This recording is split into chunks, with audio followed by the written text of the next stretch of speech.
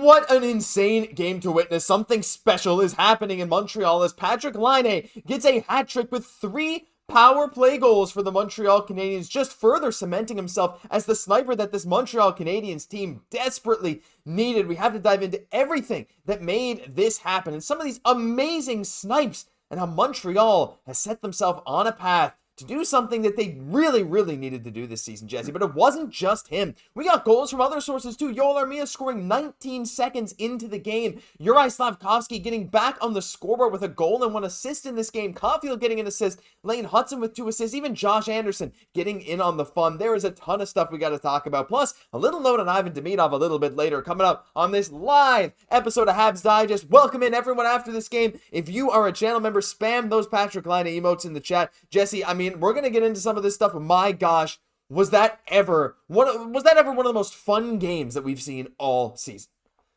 What a wild game. What a fun game. Like, Josh, I just couldn't believe it after power play snipe from Laine just continued to go in and in. Like, just these pinpoint amazing shots. I was like, okay, the second one, like, yeah, that's amazing. Kind of started feeling, is he going to go for that hat trick? Like, he is making it look effortless. It is too easy for him. Like, I know it's early days right now for Patrik Laine with the Montreal Canadiens, but the Laine experiment is working so far, which is important. We can't take that for a given. Like, he's been off playing the game for a minute, and we're wondering, okay, will he kind of be part of – because the whole thing, Josh, what makes this even more interesting, what spices it all up, Patrik Laine gracing himself with his presence here tonight, is that if you serve Patrik Laine, you like it here in Montreal, you keep having success, you're going to want to stay.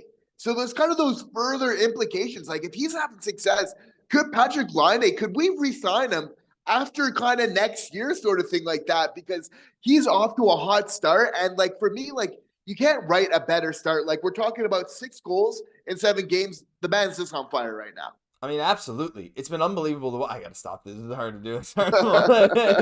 But it's been insane. 6 goals in 7 games. He's already, I think, top 10 in the NHL in power play goals or something. We got a bunch of stuff to get into. But the thing that I love the most about this, Patty Hattie, I see you, Alex. I saw your tweet too. We are giving you the shout out for that because that's a good way to say it. The Patty Hattie.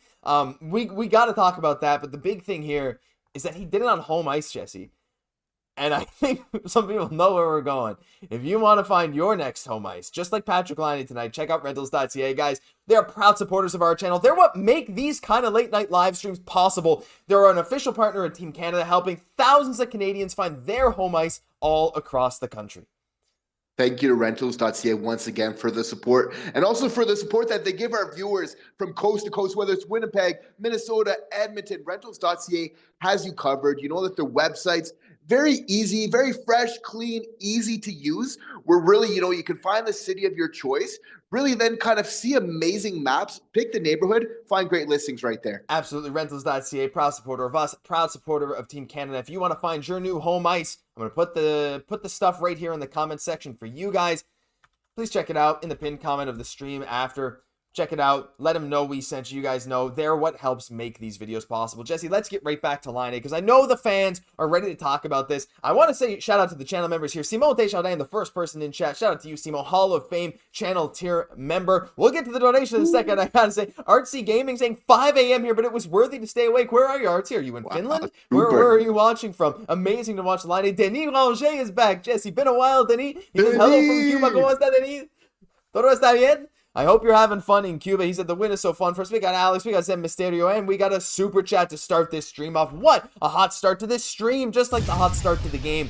Alex Owen says, after this season, if the trade was Nick Suzuki or our first and a prospect for Natchez, would you do it? What a strange question this early. A first and a prospect for Natchez? I would. Not Nick Suzuki. Natchez is awesome. First and a prospect, I think I would. Look, we'll entertain this right off the bat, Jesse. I like Marty Natchez. I think we could have got him last year. Maybe he still wants out of Carolina. I don't mind paying a hefty price for him, but no chance I'm trading Nick Suzuki. No way I'm trading Nick Suzuki either. But, Josh, you were so big on Natchez, like, all summer. You're like, please get Hughes, get Martin Natchez. Turns out he's actually lighting it up this year. Like, he's having a pretty solid season.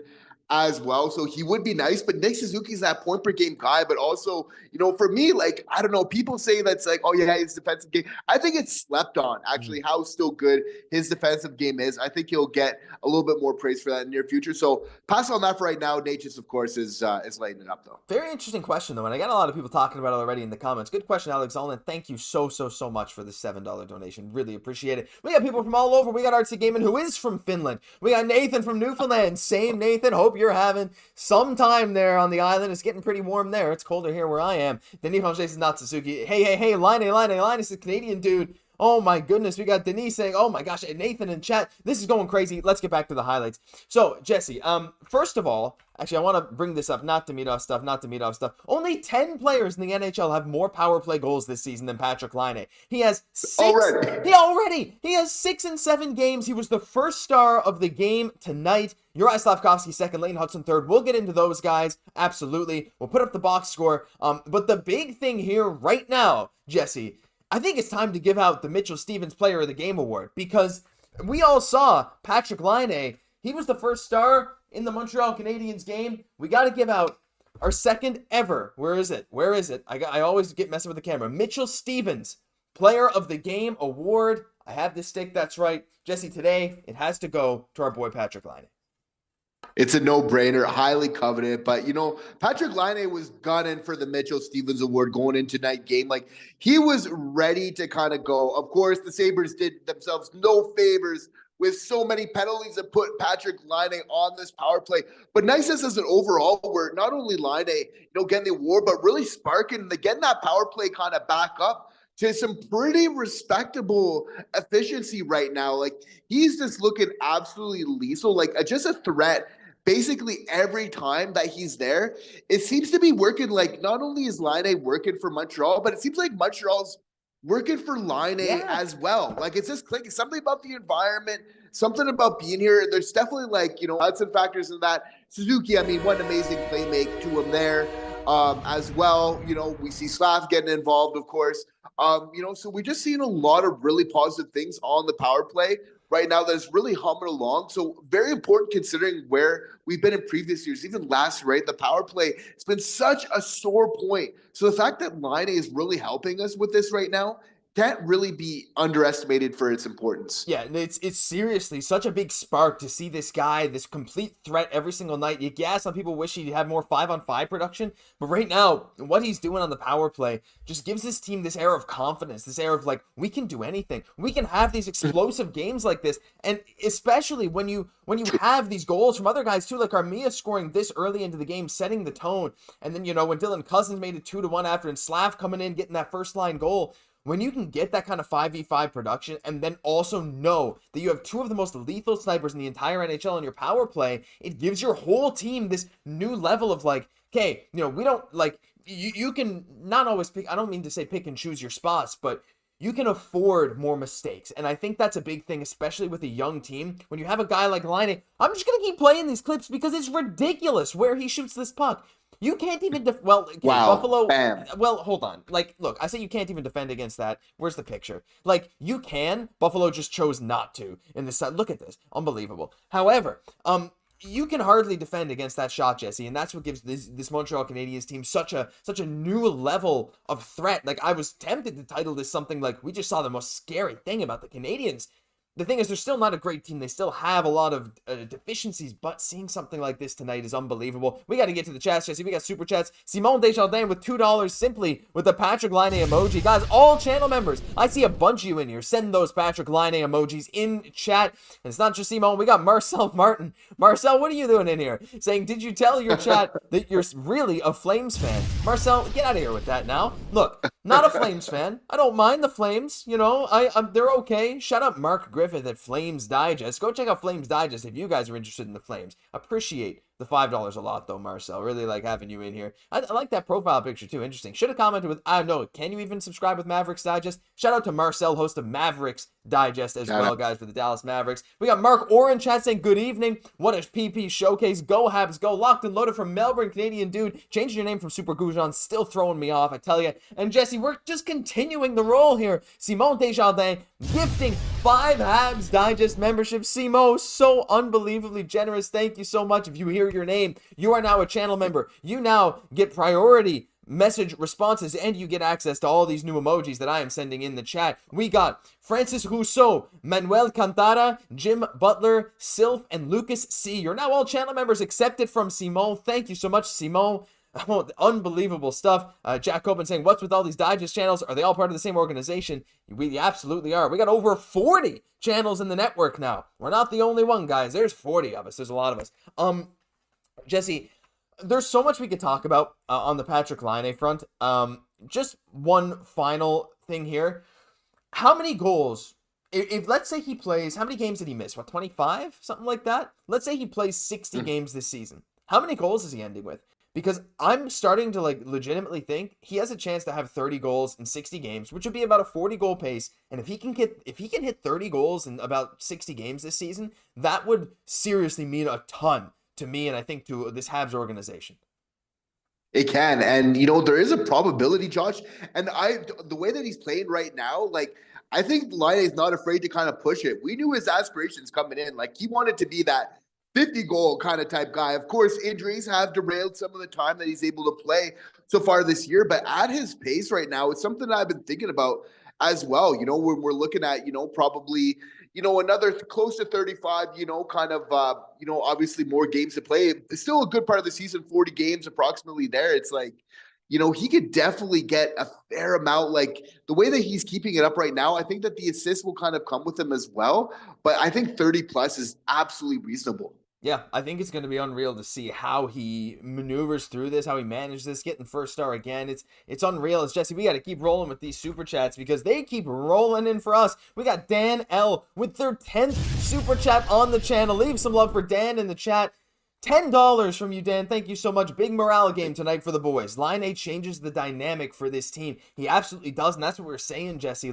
Having that threat on the ice while he's still getting up to speed 5v5. He even admitted today his body's still not quite at that 100%, but his shot absolutely is. Adding that whole dynamic, it's that gravity, Jesse. You see it in sports. The gravity opens up so much other stuff for this team. It's so true, and it really led itself to a little bit more of a complete effort that we've seen from the Montreal Canadiens, which is that big thing where we've been looking for consistencies, where a lot of games, even in the games that we are getting the W's, it's two good periods, and then one third period, we kind of let the other team kind of take the reins. This is a game where we were solidly in control. We're at 10 shots before the Sabres had a couple goals or already on the board.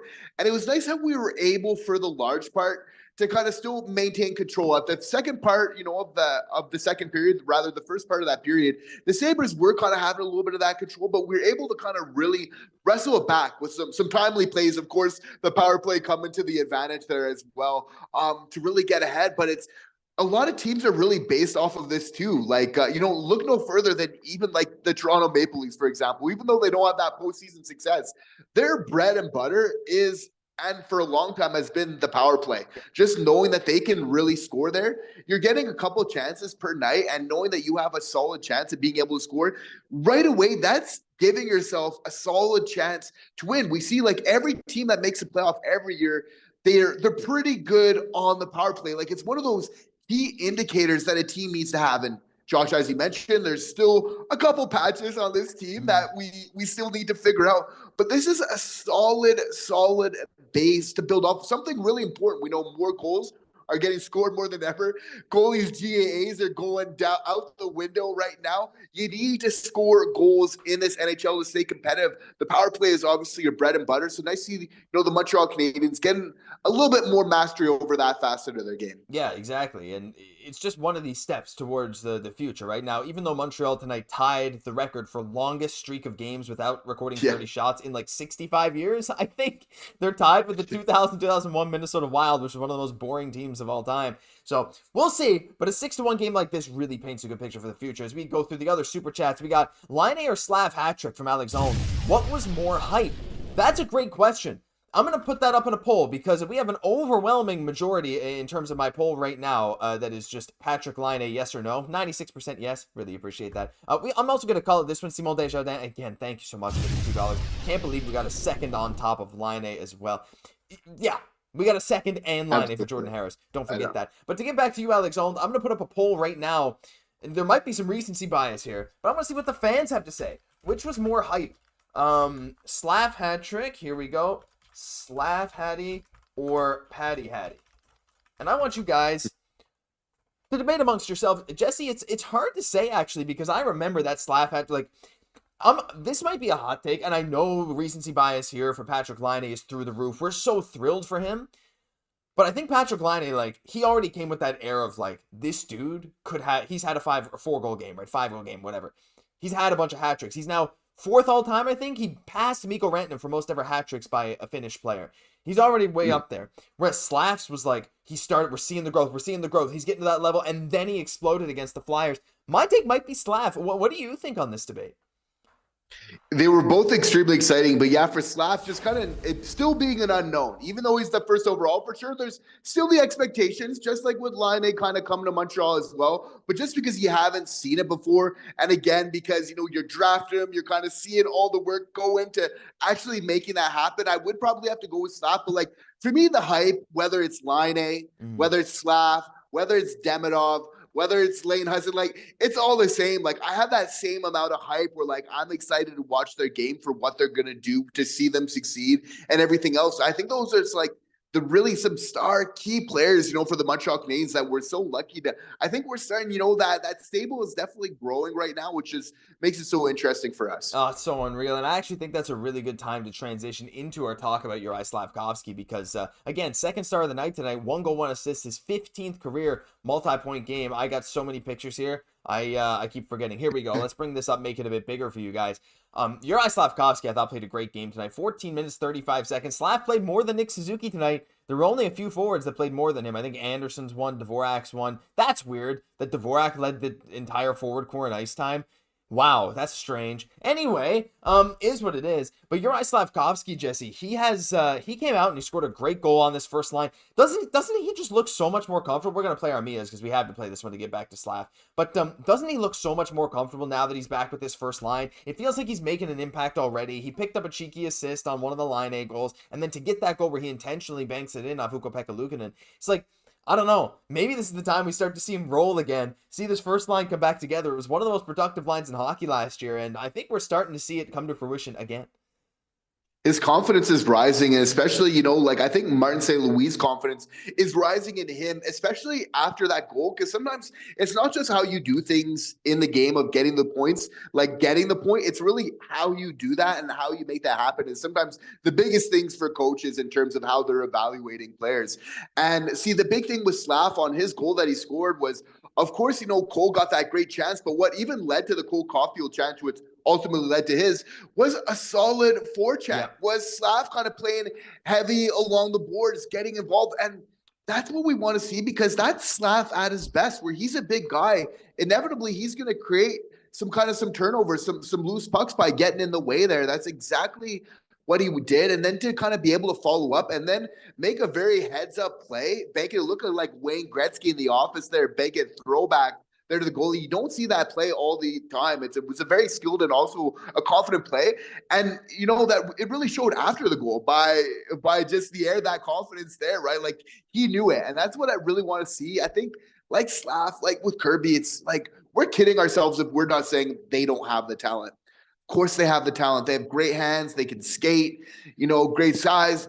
It's a mental side of the game at this point for them. And, Slaf is doing all those things to kind of, continue some good work and, kind of improve his play right now. Yeah, just seeing these little improvements game over game are awesome. And even though I see some people in the chat saying, yeah, it's a team on an 11-game losing streak, whatever. They had a big team meeting. Their owner flew in to hype him up. They said, you guys are the guys. I don't plan to make any big moves. You better come out and prove it. And Montreal came out and absolutely pooped on their heads. I wanted to say other maybe worse things. That's a very childish thing of me to say, but it's kind of what happened. I mean, if you just watch this game, like, oh my gosh, like I don't know. I am also realizing that I thought Luukkonen's thing said Pekka Luukkonen, but I guess it's Ukko-Pekka is his first name.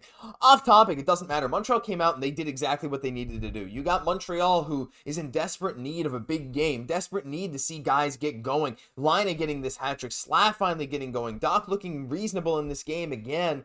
You take advantage of that. Who cares if a team's 0-11? There's always a team that's in last place in the NHL. It's not Buffalo right now, but there's always a team that's on the biggest active losing streak in the NHL. I just think that this is the kind of game that you want, that you need to win if you're Montreal, right? Can you imagine the thoughts of tonight if we lost this game, right? So coming out and doing what you need to do against these kind of teams is exactly what good teams end up doing. As I'm going to go back to the chat. We got Tony in the chat. So good to see Caufield, Suzuki, Slaf, Laine driving the play. And Armia setting the tone with the first goal. Agree, Tony. It's been amazing. Simone saying Adams or Drury. Who gets booted first? I think it's Drury, because I think we've already seen rumors that he might be out, like, literally tomorrow. Though, Jesse, I mean, you said to me there in the chat earlier, like, Kevin Adams looks like he's scared for his life up there. I saw the fear in his eyes there, and it's kind of haunting me, to be honest. Like, ever since, like, it's a rough period right now, because especially like just knowing, and obviously, you know, it's a tough one tonight for them. You have to feel like something needs to be done. You know, for me, it's like if something isn't done, I think it's maybe almost an error at this point in time for the Buffalo Sabres. I would be looking at their general manager, Kevin Adams there. Absolutely. So, I mean, you know, I think they're both in hot water right now. For me, like, that Sabres situation, you know, is extremely precarious. Yep, but, you know, we take advantage of it when we can. I just hope Montreal's not in that situation in the future, and I don't think they will be. I think Kent Hughes is, I think we're on a good path. One last player that I want to get to before we talk about Demidov, because we do have a few little things I wanted to mention on him. Laine Hutson. Oh my gosh, send your Laine train emojis, all the channel members in the chat. This guy, another 2-point game. His 6th multi-point game of his career already, in just, he's like 30 games in the pros. This dude's tied for 10th among all defensemen in assists. He has been so good for this team, Jesse, especially on the power play. Him and Laine, their chemistry. We just watch this. Well, actually, I guess that wasn't Laine. That was more Suzuki. By the way, can we just appreciate that insane pass by Suzuki? We're just going to play these Laine goals about 1,000,000 times tonight, and I do not apologize, because I'm probably going to watch these as I fall asleep tonight. But like Laine Hutson creating so many of these opportunities for Patrick Laine. There he is again, just making the smart play in the 5-on-3. He's been so good for Montreal, and I would argue, like, yeah, he was there on the power play, but this is one of the games where I didn't notice Hutson 5v5 as much as some others, yet I know he still had an impact every single time the puck was on his stick. End-to-end rushes not there as much this game. In a big blowout game, you're not going to see him as much, yet Laine Hutson continued to make a strong impact. I know the expectations were like fairly high for us, Jesse, but Laine Hutson's a legitimate Calder contender. Now, he's got some tough competition with Michkov and Celebrini right now, but this guy, every single night, is helping this team do their best that they can to win games. And if he continues this up, he is by no means out of this Calder race. It's still open season. He knows it. The way that he's such a competitor, he's going for it. Like, for me, that's one of the biggest things for me is, like, you can always tell, too, that this guy, like, even if they're down by a goal, this is one of the guys that wants to score the most on the team. You could just tell when he's out there on the ice. And I think it's really that edge, that competitive edge, is what allows him to do some things, Josh, that I just don't see, quite frankly, from any other player in the NHL. It seems like he's not the fastest guy, but somehow whenever there's like a loose puck in the offensive zone and he's there, he gets it. He wins that battle. Even though he's not the biggest guy, he wins the battle against the biggest guy, makes a smart pass, chip pass, one of his players, and they just get back on the power play or get back in their offensive zone, cycling again. Like, it's just like his ability to be able to do that, just somehow to win these battles, that competitive spirit, the back checking that we just come to see from every game, even in this game where he just, if you lose it, he's just going to go back and then take it right away. It's just kind of like almost a calling card of him right now. Just shows the amount of pride that he really has in his game. And I could say that I don't want any players, you know, any other type of player more than that really just takes pride in wearing that Montreal Canadiens sweater. Yeah, absolutely. Eating some minutes too. Like, as a rookie, the workload he's had and the assignments he's had defensively, Jesse, he's out there against other teams' top pairings a lot of the time.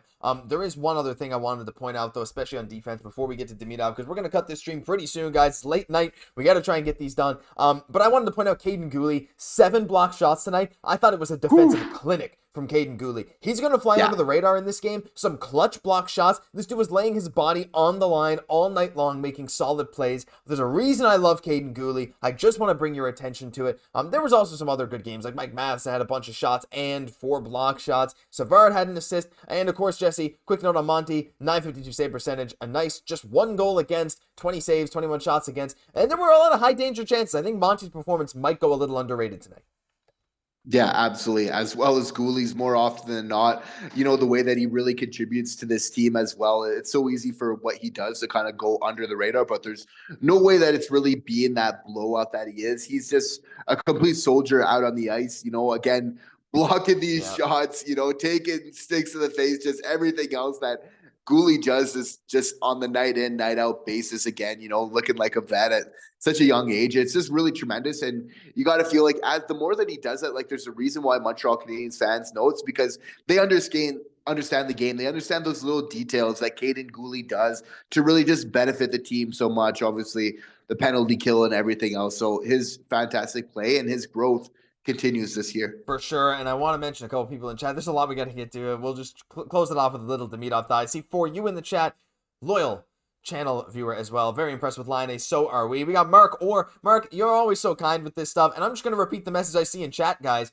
Mark simply saying, thanks for the live show. Everyone hit like, and if you're not subscribed, hit that button. It's free. It is free. We have weekly live streams, but Jesse, this week we've done 2, right? Back-to-back days with the live stream. We got daily Montreal Canadiens content. If you're watching this and you haven't hit the button, check down below, see if you have. We're trying to hit 16,000 before the new year. Really appreciate if you guys could help us out with that goal. Leave a like here as well. It's completely free. Let's get that like number up to 100. That's 50 more likes. I know that's a lot, but I'd love if you guys could help me out with it. Final thing, Jesse, let's take a look here. So today, Kent Hughes and Vincent Lecavalier were over in Russia watching Ivan Demidov play. It was very, very interesting to see that they both went over there. Lots of memes about Kent Hughes being over there during a Laine hat trick, but my gosh, there's some great stuff. Demidov ended up playing 11 minutes today, which is his most since November 11th. He had 3 shots, including a breakaway that he unfortunately couldn't score on. But we did have a couple comments from Roman Rottenberg that I want to go through. He said, we're happy when guests come by. They were at the arena, which is rightfully considered the best in the world.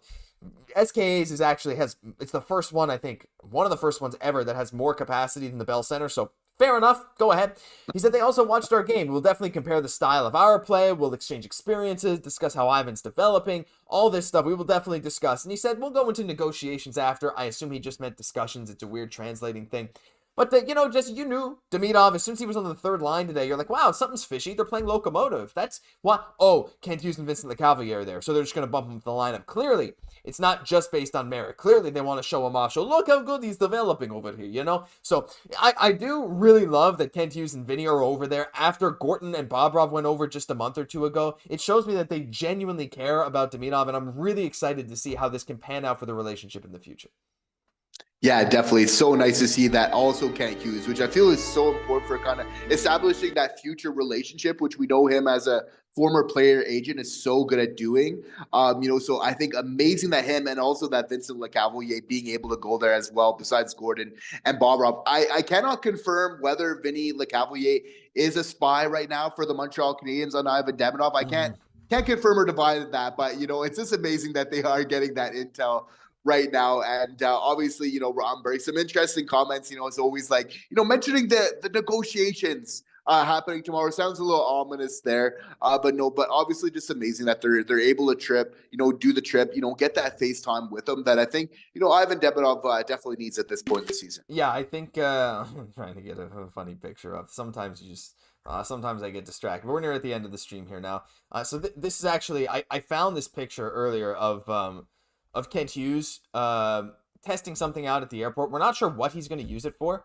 I know he looks a little different, but so this is supposedly something Kent Hughes was looking at today. Don't know if they're going to try and bring this on the plane. It fits a person. Not sure why. Maybe they want to bring something, maybe a lot of souvenirs back from Russia. This could be great, right? There's a great opportunity for them. There's not often you get to go over to Russia, right? So anyway, it's going to be really cool. But shout out to Demidov. Awesome to see him continue to progress. And in games, after today, in games where he's played over 10 minutes, Jesse, he has 19 points in 21 games where he's played over 10 minutes in the KHL. He's amazing. Guys, I think that's probably going to do it. So if you got any final things, leave your chats now. This has been an amazing live stream. Thank you all for showing up. So many channel members, so many generous people leaving donations. Jesse, any final words before we send them off into the night? We're going to remember this one. Patrik Laine's first hat trick with the Montreal Canadiens. There's more, right? Hattie Laine, return of the hat, so I'm really excited. He's that hot start's continuing, and it seems like when Patrik Laine, similar to Nick Suzuki, when they have success, the rest of the team has it as well, right? So a big positive signs moving forward for this very young Habs team. Absolutely. Patrik Laine is going to continue to dominate for this team. Cannot wait to see how many goals he ends the season with. Guys, that'll do it for this episode of Habs Digest. If you enjoyed, leave a like on your way out. We're 27 away. We got halfway there from 50 to 100. 27 likes away from 100. I'd love if we could hit that goal. That'd be crazy, but appreciate every single one of you for stopping by watching this show. I know there's a lot of shows out there, but thank you for choosing us. I'm Josh Gosse, my co-host Jesse Poirier. We'll catch you all in the next one.